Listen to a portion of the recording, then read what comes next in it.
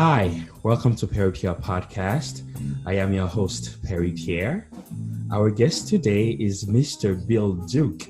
He is an American actor, film director, producer, and screenwriter. Known for his physically imposing frame, Mr. Duke works primarily in the action and crime drama genres, but sometimes appears in comedy. Mr. Duke has starred opposite Arnold Schwarzenegger in Commando and Predator, and has appeared in films like American Gigolo, No Man's Land, Bird on a Wire, Menace to Society, Exit Wounds, Payback, to say the least. So, Mr. Duke, how are you? I'm doing very well, sir. How are you today? I'm good. I'm good. Thank you. Thanks for having me. Yeah, absolutely. I met you in 2017 at the Mercedes-Benz Oscar viewing party.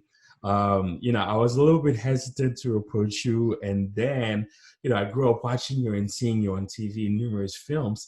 But then when I approached you, you were different than what I probably anticipated. That's a good thing. That's no, it's an amazing thing. And then we talked for like close to like an hour. So, and I think the conversation was very refreshing. So thank you so much for taking the time to speak to me then and also to speak to me today. My pleasure. So, let's take it back to your childhood a little bit. In 1955, you were 12 when 14-year-old Emmett Till was wrongfully killed. What do you recall from that moment? Well, his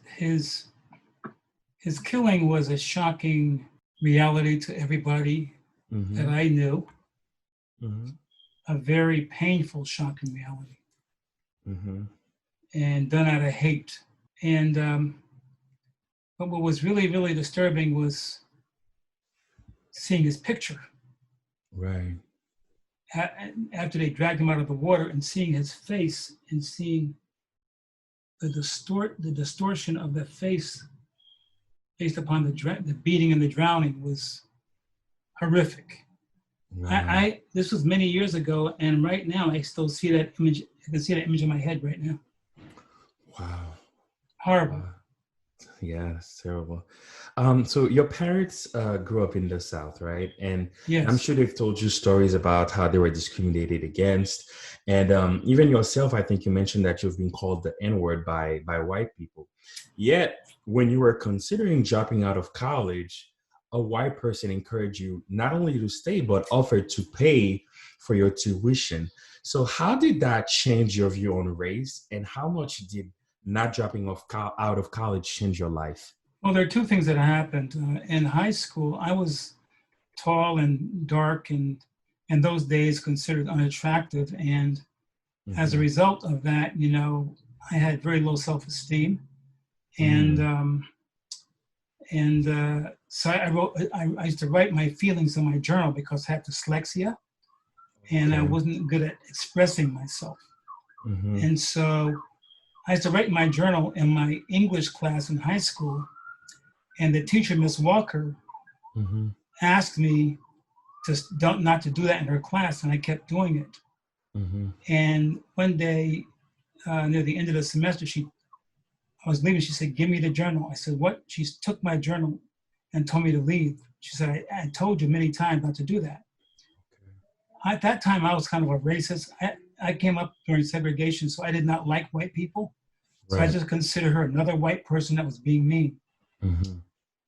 The next semester, this is in high school, the last day of the class, and I'm just pouting and hating her. I'm leaving the class, and she says, "Duke, come here." I said, "What do you want, Miss Walker?" She said, "Sit down." I sat down, and she handed me back my journal and another book.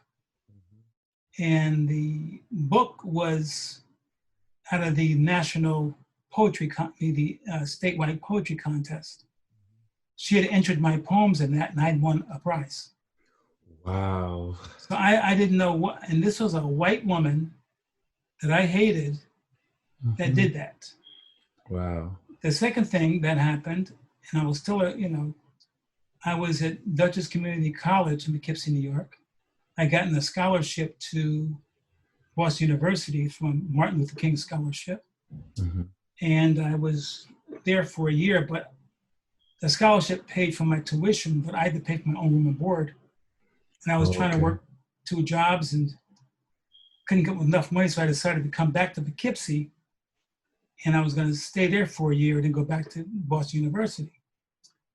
And so at one day while walking, I went back to visit some friends of mine at Dutch Community College. I was walking down the hallway, and the president of the college, Dr. Hall, James Hall, came in the hallway and says, "Duke, come here." He was a very strict, stern, he was a Navy admiral, very, no one liked him, but he was, a good president of the school. I said, "What do you want, Mr. Hall?" He said, "Come in my office." I go into his office, and he says,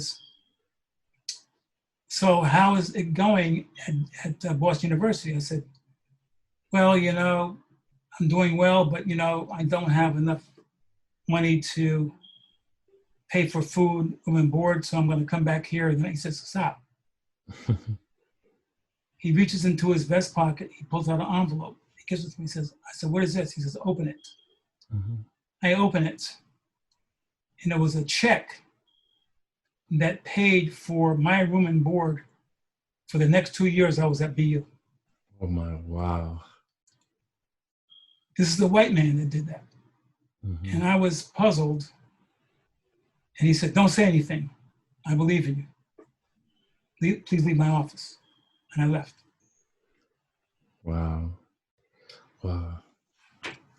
Yeah. So, were you ever in contact with them, like after you had become like successor and everything? I used to call him 3 or 4 times a year and say thank you. And he would say, "Why are you calling me?"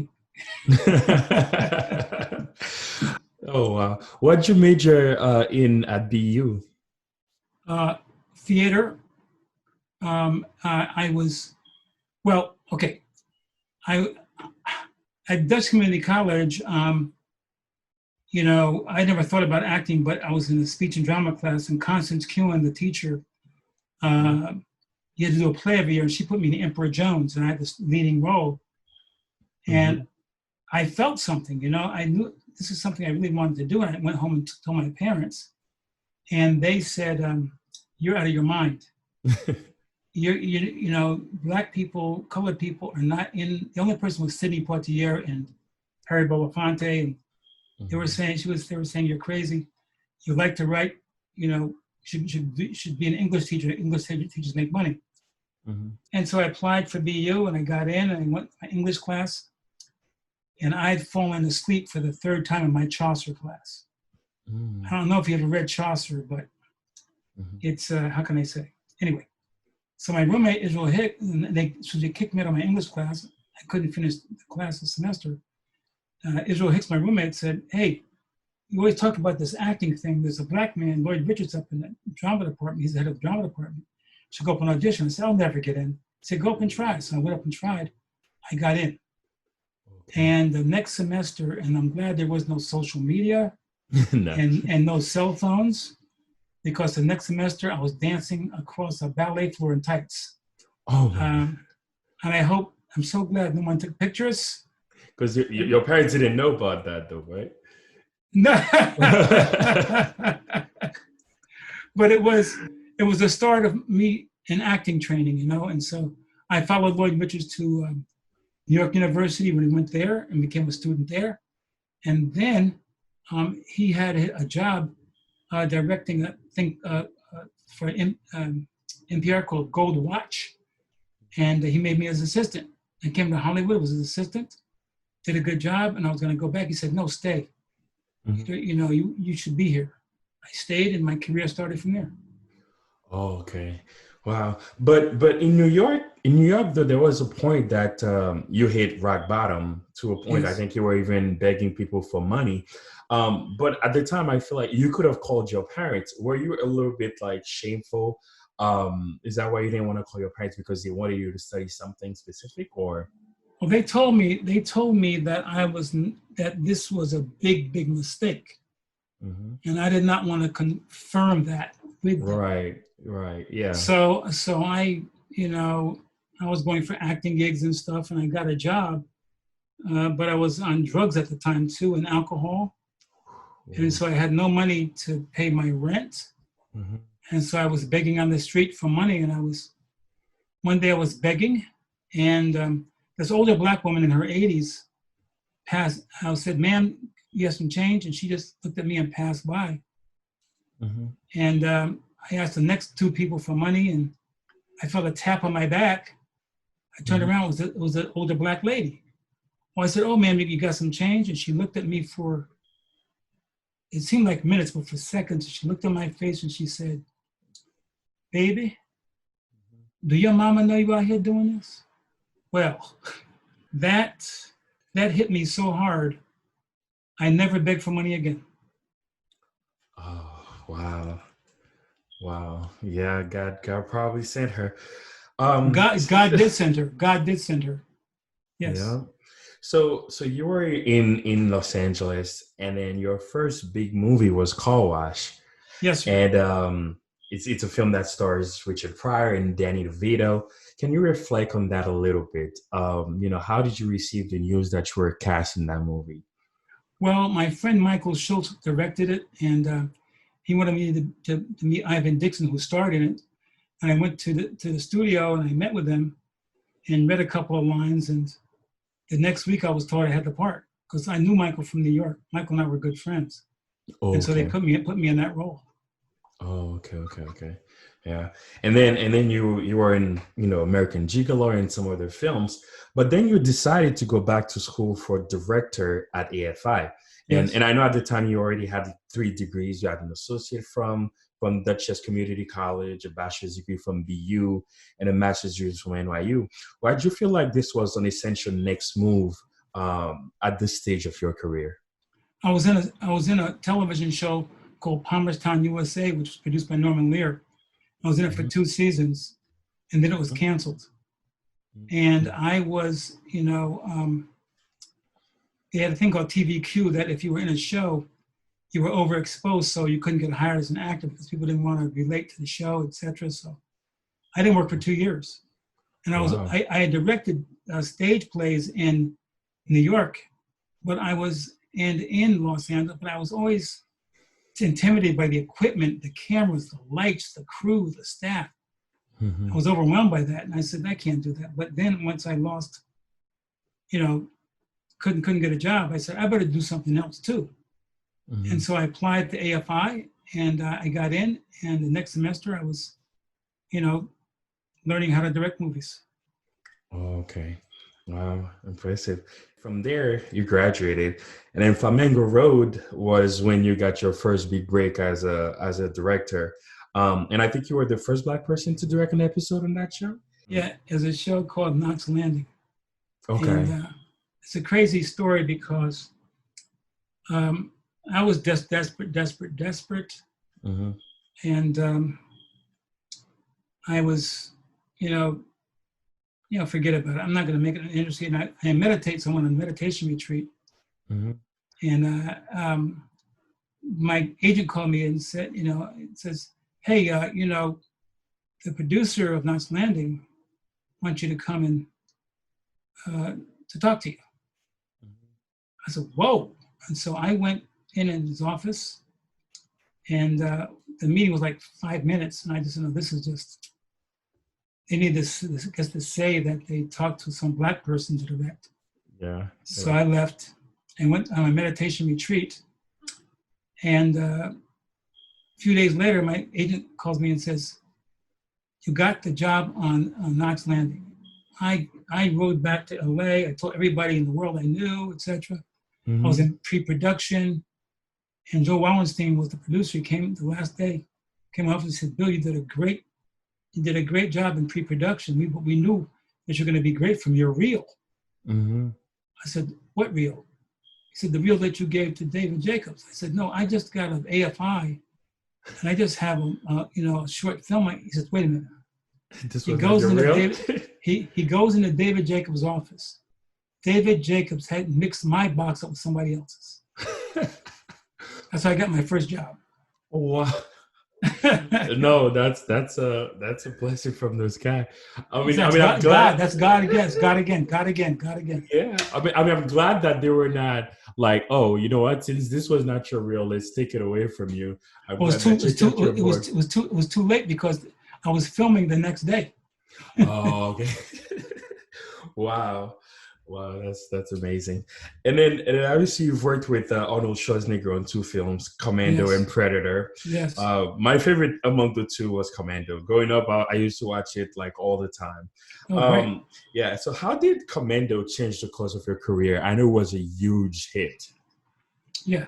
Well, working with a star like Arnold, you got a lot of exposure at that time. Mm-hmm. And so, and he was a very kind and gracious human being, and still is. Mm-hmm. And so, it was something that gave me exposure globally because of Arnold. Mm-hmm. And then when Predator came along, they asked me to do it again, and I did that. So it's great. Okay.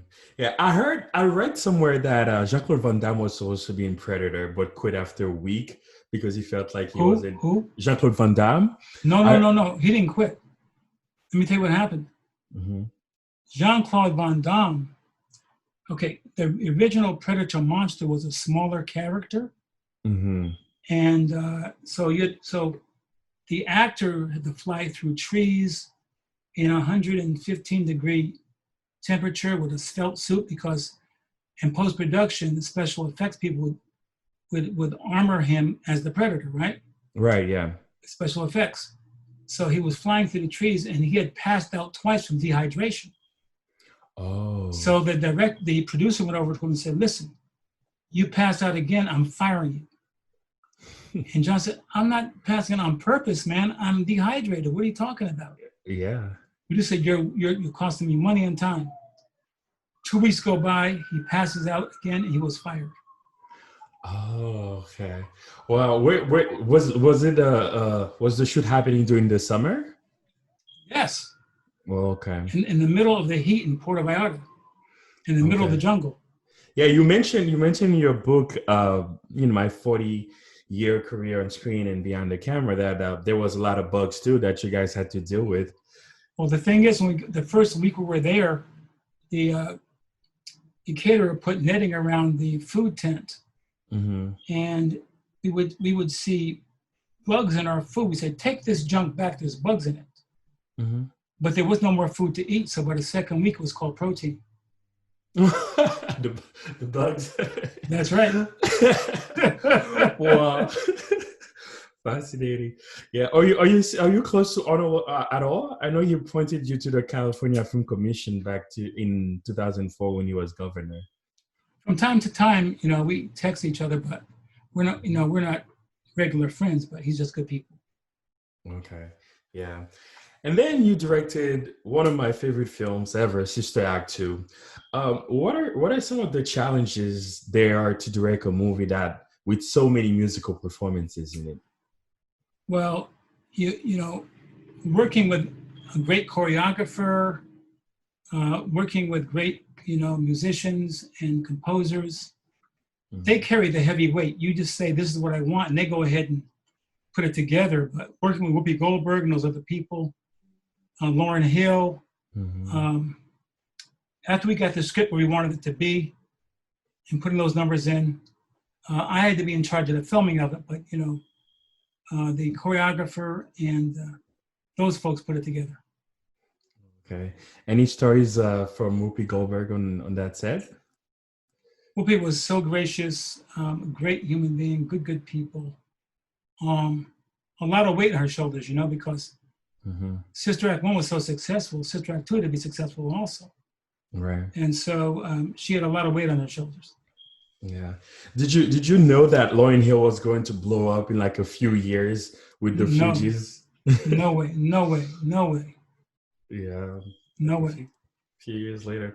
So as a director, how much freedom do you give your actor? Well, the main thing about directing and with actors, I teach acting, mm-hmm. and I hate that it's called acting because it's not acting, it's being. Mm-hmm. You have to become mm-hmm. what the author has written. And it's not, and then you got go to lines, you become that person, and it's a very vulnerable experience. Mm-hmm. And the director has to assure that if the actor falls in the darkness backward, that he feels somebody's going to catch him, and that's the director. And that's what I assure the actors, mm-hmm. that they can depend upon me for any support they need. Mm-hmm. It's a collaboration. It's not me just being the boss, but it's about a collaboration. Okay. Yeah, absolutely. So, Menace to Society, I just have one question. Was the line, you know you done fucked up, right? Improvised? Yes. No, it was written. Oh, it was written? Yes. Oh, wow. Man, I mean, kudos to you for... That line is quoted nowhere, no matter where I go in the world. A young mm-hmm. person will come up to me and say, "Excuse me, sir, you know you done fucked up, right?" I was in China, I was in Japan, mm-hmm. Europe, the United States, no matter where, they will come up to me and say that. Yeah, no, I know. It was a short scene, but you just like, you captured everybody's attention and you just like stole the movie from everyone else. Thank you. Thank you. Yeah. How important do you feel like success is compared to self-respect in this business? That's a great question. Success without self-respect is not success. Mm-hmm. I mean, the compromises, we all make compromises. We have bills to pay, etc. But you make a movie, mm-hmm. They don't, your great-great-great-grandchildren see that. Right. So sometimes it's very difficult because if it's something that's a humiliating role, but they're offering you enough money to pay your mortgage for the next 2 years, yeah. You got a decision to make. Yeah. So I don't put people down for making whatever decisions they have to make because we don't know what their lives are. Yeah, I gotcha. Yeah. So, but were there ever times that you turned down roles in movies, probably big movies, because you feel like they didn't bring value to you? Yes. Mm-hmm. Yes, I have. But the thing is that, it's sometimes a hard decision, Yeah, because especially I feel like with Black actors sometimes like some of those offers don't come as often as they should. They don't. So yeah. So you were in Get Rich or Die Trying alongside 50 Cent. Mm-hmm. Do you listen to rap, by the way? Yes. Oh, okay. What are some of your favorite rappers? I know that this is going to sound crazy. Well, Common is one of my favorite forever. Oh, I like Common too. KRS-One is a pioneer. Mm-hmm. He didn't only rap, he had lyrics that were so powerful. Mm-hmm. And I know it's going to sound crazy, but one of the most brilliant lyricists that ever existed is Kanye West. Yeah. if you listen to Kanye's, and this before his mother passed, if you listen to his mm-hmm. lyrics, and I think I'm not sure if it's School Days or not, but he talks about race. Yeah. And he has this lyric that says, "Oh, my people, mm-hmm. for that dollar, how low we stoop. Mm-hmm. But when you riding in your Benz, you still a nigga in a coupe." Yeah. Yes, and I love his one of my favorite songs of his, Crack Music. Crack Music, okay. I don't think I've read that one. But you gotta it's incredible. Yeah, I have to check out I have to check it out. Especially the collabs that he has with Jay-Z. I love them a whole lot. So you created 2 documentaries called Black Girls and Light Skinned Girls. In Dark Girls, I know there is a part about the doll test, where they ask a Black child to identify the prettier. It's very sad, very sad. Very, very sad. How Bobby, do you feel like the media sometimes contribute to a child seeing someone with a darker complexion less beautiful? Well, the media, there are 2 media sins. The sin of commission, which is mm-hmm. if you're dark, you're a clown, laughing, you're a maid, you're less than the lighter skinned people or the white people. It's subtle, but many times it's changing a little bit today, but in the past it's been really obvious. This is in a commission to give you the face of the ridiculous or the absurd or subservient or not quite equal, okay? Then there's the sin of omission. Yeah. Whenever there's somebody that's brilliant, somebody that's talented, somebody that is, you're not there. Mm-hmm. And that's more painful, I think, than commission, because when children look at movies and media impacts them a lot, they don't see themselves in certain places. They subliminally think that they're not good enough. What are some of the things during your research that you come across that lighter skinned girls don't go through compared to dark skinned girls? Well, both light skinned girls and dark skinned girls go through things because light skinned girls are labeled as trophies. Mm-hmm. In other words, it's not that I love you, but you look good, so be on my arm and you're my trophy. Mm-hmm. And in elementary schools and high schools, light skinned girls, they went to the bathroom, they were terrified sometimes because the darker skinned girls would lay them down and tack them and put them on the bathroom floor and pull their hair out by the roots until their scalps bled, because they thought they were cuter than them. Right. So it's ridiculous. It's if you go on, if you go online, hashtag team light skin, hashtag team dark skin, mm-hmm. You can see women, debating. Yeah. Yeah, I think colorism is a real problem in America that we have to kind of. It's not only America; it's global. Do you know the number one selling cosmetic is skin bleach? I was in Ghana, Africa, and I saw a woman that had bleached her entire body. Yeah.